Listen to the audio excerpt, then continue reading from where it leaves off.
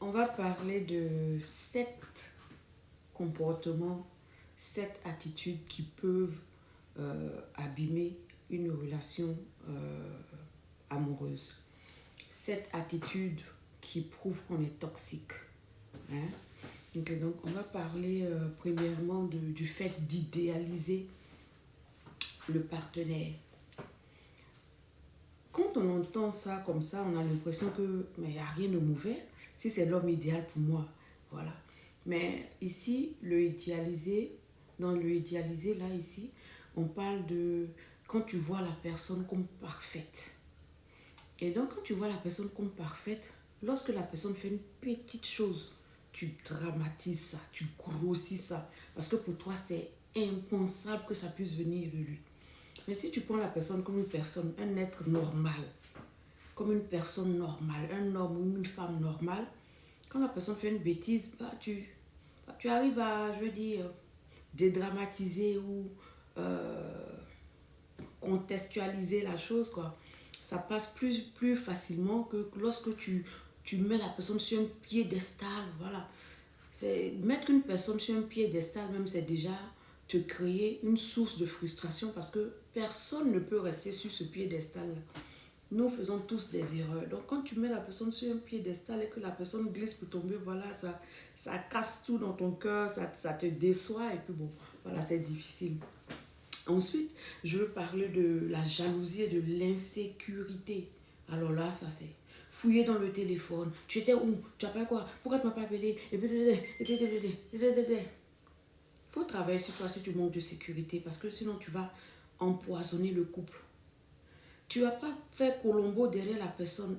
Tu vas pas faire Colombo derrière la personne. Tu vas pas courir. Oui, mais tu étais où? Mais je t'ai appelé, mais tu n'as pas décroché.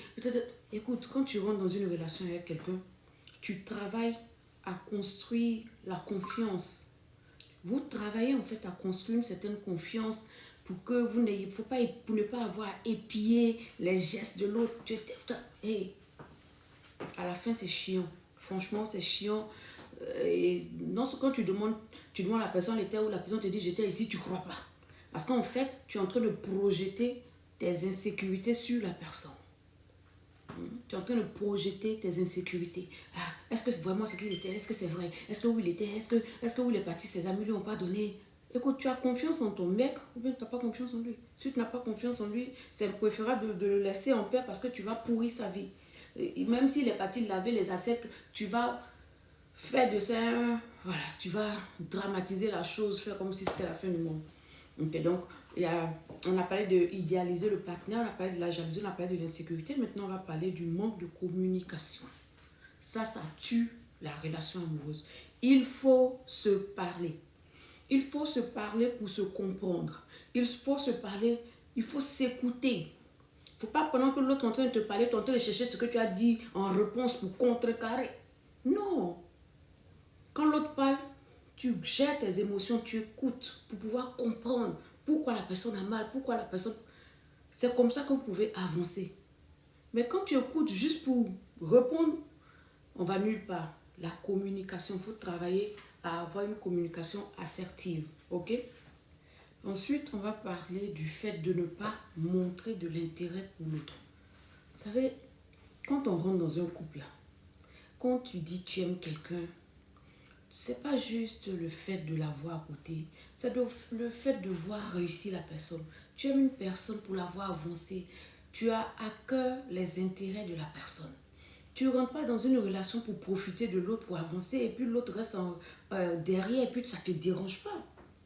Quand tu es dans une relation, c'est ensemble qu'on avance. Donc tu écoutes les projets de l'autre, tu l'aides, tu l'aides à réaliser ses objectifs. Donc c'est au quotidien, comment est-ce que je peux t'aider? Ok, si tu as tel projet, comment tu veux faire? Est-ce que si on fait comme ça, est-ce que ça ne sera pas mieux? Faut se booster. Il faut se booster l'un et l'autre. Il faut se donner des conseils. Il faut se donner je veux dire, des types, des topos pour pouvoir se réaliser. C'est ensemble. C'est ensemble qu'on est fort. Donc, quand tu es dans une relation amoureuse, il y a déjà les éléments nécessaires, parce que la Bible dit que si deux personnes sur la terre s'accordent, donc il y a déjà l'élément accord, le facteur accord qui est là pour vous. Donc il faut se mettre véritablement ensemble, il ne faut pas se mettre ensemble à moitié, ok? Donc il faut accorder de l'intérêt à l'autre, véritablement, il faut que la vie de l'autre t'intéresse. Il ne faut pas juste profiter de la personne pour te faire un nom et puis bon, voilà. Et puis, il y a le sexe. Femme, le sexe, c'est pas un outil de punition. Genre, je suis trop fâchée. Non. C'est fermé. Non. Parce que ça aussi, c'est une manière de contrôler, de manipuler la relation. C'est vrai que quelquefois, quand tu es trop fâché, tu n'as pas envie, je comprends, c'est pas quand même, voilà, on n'est pas des animaux, voilà. Mais il faut comprendre que tu peux pas utiliser, il faut comprendre que tu ne peux pas utiliser le sexe pour manipuler, pour punir, tu vois, pour obliger l'autre à faire ce que tu veux. Voilà. C'est, voilà. Faut pas, il faut manger, il faut se faire plaisir, voilà. Si c'est quelqu'un avec qui tu veux finir ta vie, là, les palabres, là, vous allez toujours faire les petits palabres, on se crêpe le chignon rapidement, puis on avance, quoi. Faut pas, voilà, faut garder les yeux sur l'essentiel, mais le sexe, le sexe, c'est vraiment la cerise sur le gâteau, c'est le piment nécessaire à tous les couples, quoi. Donc, faut pas. Et puis, il y a quelque chose qui est subtil, c'est l'infidélité émotionnelle.